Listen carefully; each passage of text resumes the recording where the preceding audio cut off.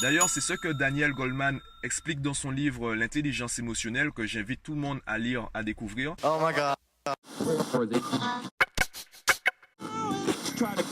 Viens, je t'explique.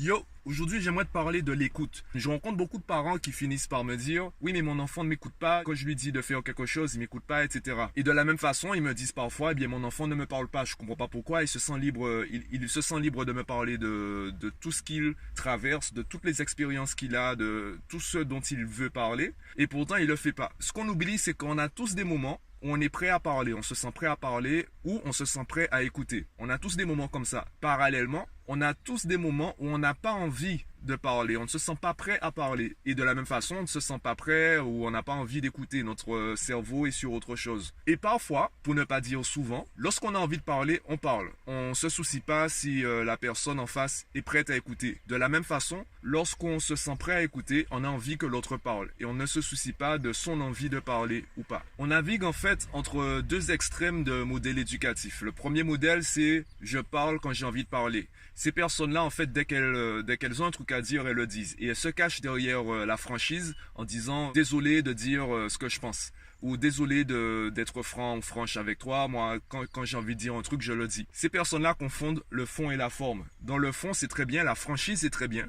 Simplement dans la forme, on a le droit de se sentir blessé, vexé par ce qu'on entend, par les propos. Ce n'est pas l'autre en fait qui nous vexe ou qui nous blesse, c'est notre sensibilité qui nous dit, bien là tu es blessé. C'est cette sensibilité qui nous dit, bien écoute, là tu es censé te sentir blessé par rapport à ton interprétation des mots, par rapport à ta sensibilité du coup. Il y a des choses qui vont passer, des choses qui ne vont pas passer. Donc c'est normal que tu ressentes ça. Et ce n'est pas vraiment lié à la personne en face, c'est toi qui as entre guillemets cette réaction émotionnelle. L'autre extrême c'est je garde pour moi et le jour où je pourrais plus supporter, le jour où je ne pourrais plus garder ça pour moi, je vais exploser. C'est là où on voit les faux sages, les personnes qui disent rien, qui accumulent et qui un jour explosent. Lorsqu'elles finissent par dire ce qu'elles ont sur le cœur, évidemment nous on est gênés, on est surpris, on est même peut-être blessé. Et quand elles voient notre réaction émotionnelle, lorsqu'elles voient qu'on est blessé, eh bien elles se disent oui c'est de ma faute, voilà dès que je parle les gens sont blessés, c'est encore de ma faute donc j'arrête de parler. Plus elles vont exploser, plus elles vont se lâcher et plus elles vont se renfermer sur elles-mêmes. Car lorsqu'elles parlent, lorsqu'elles se lâchent, elles se rendent compte que les gens sont blessés, que ça envenime la situation. Donc on a les deux extrêmes. Il y a ceux qui lâchent la pression tout de suite, qui s'énervent tout de suite,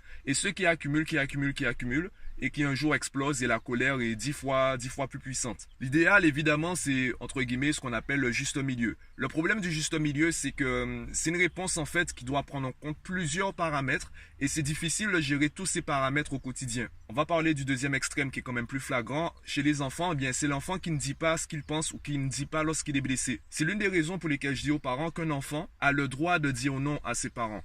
Ce n'est pas le non qui est important, c'est ce qui est après, c'est le contexte. S'il dit non, virgule, voilà ce que je pense, eh bien là, il rentre dans une phase de communication. Il ne se contente pas de contredire ni de désobéir. Là, il essaie d'exprimer, d'affirmer son opinion. Évidemment, le reste, c'est de la forme. Lorsque je dis non, je parle simplement d'une contradiction.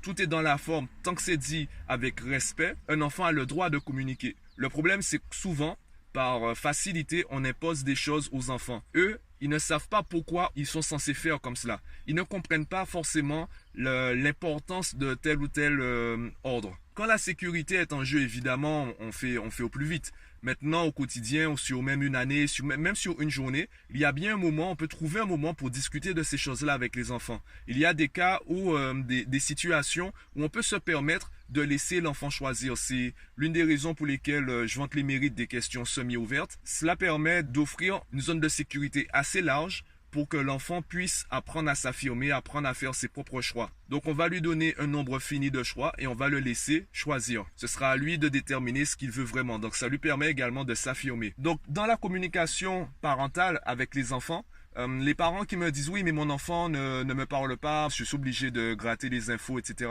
Peut-être que l'enfant, il a envie de parler, il trouve pas forcément le bon moment, ou il ne sait pas quelle sera la réaction du parent, ou il se rend compte que ses parents sont un peu trop axés sur cela. Ils attendent trop de lui qu'il dise certaines choses. Et il sent peut-être qu'il n'est pas libre de dire les choses qu'il pense comme il le pense. Il se sent peut-être prisonnier d'un certain formalisme de pensée, formalisme d'action, formalisme de propos. Par exemple, on ne peut pas contredire l'émotion de quelqu'un. Si je dis je suis triste, on ne peut pas me répondre oui mais attends, de quoi tu te plains? Tu as une maison, tu as mangé tous les jours, c'est moi qui achète tes vêtements, tu n'as pas le droit d'être triste. Qu'est-ce que tu racontes là? Eh bien, le fait de contredire cette émotion, l'enfant comprend qu'il n'a pas le droit de ressentir ça. Donc, à chaque fois qu'il va ressentir de la tristesse, il va ressentir également de la culpabilité parce qu'il sait au fond de lui qu'il n'a pas le droit d'être triste et ça va envenimer sa tristesse. Pire, il sait qu'il n'a pas le droit de communiquer par rapport à cette tristesse parce qu'il n'est pas censé ressentir ça. S'il met un mot sur ce qu'il ressent, s'il dit le mot tristesse, s'il dit qu'il est triste, eh bien, il donne vie en fait à son émotion. Et comme il n'est pas censé ressentir cela, il va nier cette émotion. L'une des premières phases du deuil, eh bien, c'est le fait de nier, le déni. En niant l'émotion, eh bien, en fait, elle se développe, elle prend vie, elle prend de la force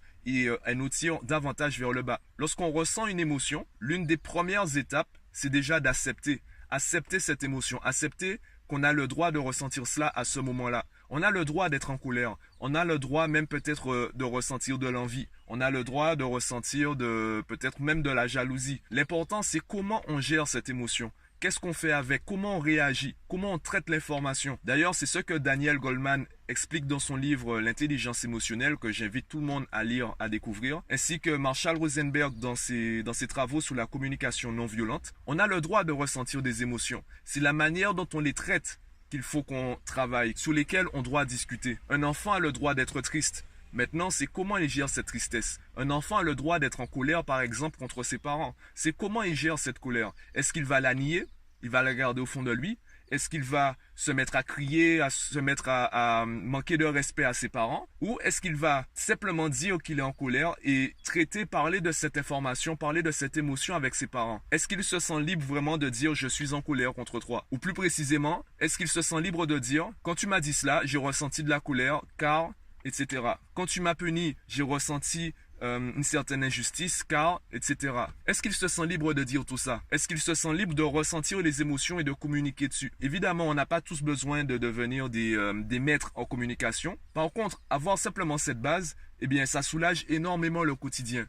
Car même si on n'a pas la solution à tous les problèmes, le fait déjà de reconnaître le problème, le fait de l'identifier, eh bien, je reprends Albert Einstein qui disait, si on lui donne 60 minutes pour résoudre un problème, il va passer 55 minutes à identifier, à comprendre le problème. Une fois qu'on a compris le problème, les solutions paraissent naturelles. Donc si on arrive déjà à cibler les problèmes de communication qu'on rencontre entre nous, eh bien le reste va venir pratiquement tout seul. Le dernier problème à soulever, eh bien il faut que ce soit à double sens. Et c'est pour ça que je parle énormément des enfants, c'est pour cela que mon travail est axé vers les enfants, car ils ont une personnalité, ou du moins ils ont des habitudes quotidiennes plus faciles à modifier.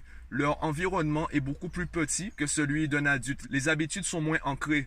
Donc si on change nos habitudes avec notre propre enfant, eh bien il y a plus de chances qu'il adopte facilement ses habitudes à son tour. Par contre, un adulte, un ami avec qui on a des soucis de communication, eh bien même si nous on fait des changements, on n'est pas sûr que la personne en face fasse également des changements. Même si on fait un pas vers lui, on n'est pas sûr qu'il fasse un pas vers nous. Il faut aussi qu'il adopte cette démarche. Je prends l'exemple des couples qui vont prendre contact avec un professionnel en termes de relations de couple, en termes de peut-être pour sauver leur mariage. Eh bien, s'il y a un seul des deux partenaires qui est volontaire dans la démarche, il y a très peu de chances que la démarche réussisse. Il faut que les deux soient volontaires, il faut que les deux puissent croire qu'il est possible pour le couple de survivre. Il faut que les deux puissent croire en la démarche qu'ils vont adopter ensemble. S'il y a un seul des deux qui essaye de porter le couple à travers la démarche, la solution sera bancale car elle n'est pas acceptée par les deux. C'est la même chose dans toutes les relations humaines. Et si on lit des livres concernant les relations amoureuses ou la communication parentale ou même la communication en entreprise,